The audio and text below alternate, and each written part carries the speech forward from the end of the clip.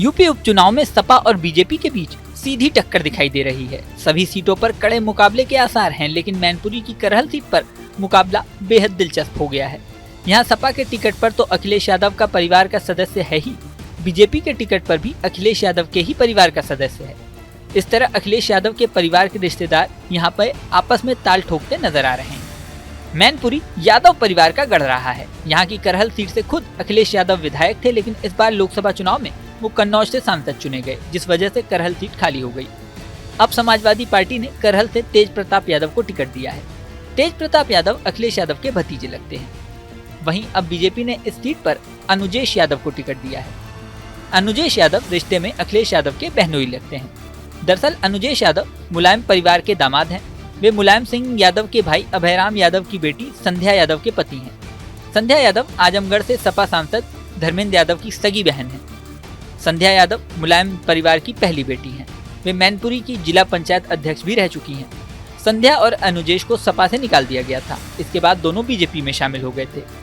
अनुजेश का परिवार भी शुरू से ही राजनीति में रहा है। उनकी मां उर्मिला देवी मैनपुरी की घिरोड़ सीट से सपा की विधायक रह चुकी हैं।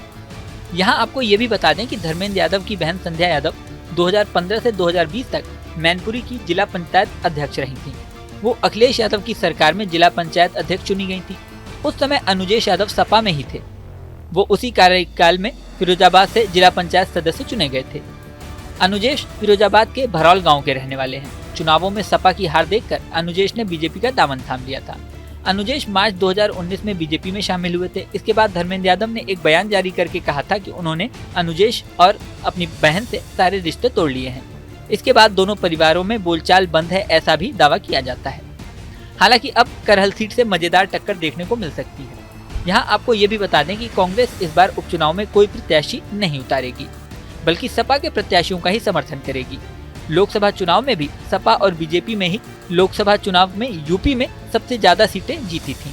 ऐसे में यूपी उपचुनाव में भी बीजेपी और सपा में ही सीधी टक्कर दिखाई दे रही है। हालांकि बसपा भी अन्य क्षेत्रीय दलों के साथ पूरी जोर आजमाइश कर रहे हैं। यूपी में 9 विधानसभा सीटों पर चुनाव है। करहल के अलावा मुरादाबाद की कुंदरकी, गाजियाबाद से सदर, अलीगढ़ से खैर, प्रयागराज से फूलपुर, अंबेडकर की कटहरी, मिर्जापुर से मझवा, कानपुर से सीसामऊ और मुजफ्फरनगर की मीरापुर सीट से 13 नवंबर को वोटिंग होनी है। 23 नवंबर को सभी सीटों के परिणाम सामने आएंगे। इस वीडियो में फिलहाल इतना ही। बने रहें न्यूज़ नेशन के डिजिटल प्लेटफॉर्म पर। और हाँ, जाने से पहले सबसे जरूरी बात, हमारे चैनल न्यूज़ नेशन को आपने सब्सक्राइब नहीं किया है तो सब्सक्राइब कर लें। इसी के साथ स्क्रीन पर दिख रहा बेल आइकन प्रेस कर दें, जिससे हमारे नए नए वीडियोस के नोटिफिकेशन आपको मिलती रहें।